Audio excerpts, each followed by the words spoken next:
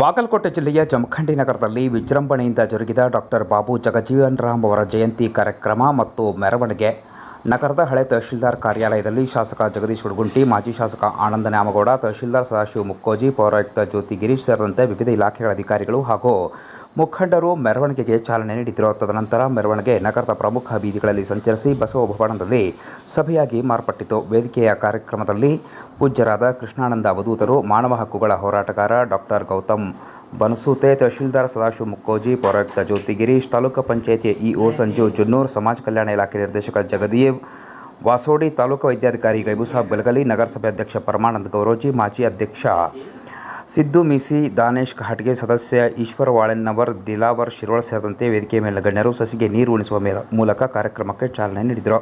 ನಂತರ ಸದಾಶಿವ ಮುಕ್ಕೋಜಿ ತಹಶೀಲ್ದಾರ್ ಅವರು ಕಾರ್ಯಕ್ರಮವನ್ನು ಉದ್ದೇಶಿಸಿ ಮಾತನಾಡಿದರು. ನಂತರ ಪರಮ ಪೂಜ್ಯ ಕೃಷ್ಣಾನಂದ ಅವಧೂತರು ಕಾರ್ಯಕ್ರಮದಲ್ಲಿ ಆಶೀರ್ವಚನವನ್ನು ನೀಡಿದರು. ಈ ಸಂದರ್ಭದಲ್ಲಿ ವಿವಿಧ ಇಲಾಖೆ ಅಧಿಕಾರಿಗಳು, ಸ್ಥಳೀಯ ಪ್ರಮುಖರು ಉಪಸ್ಥಿತರಿದ್ದರು.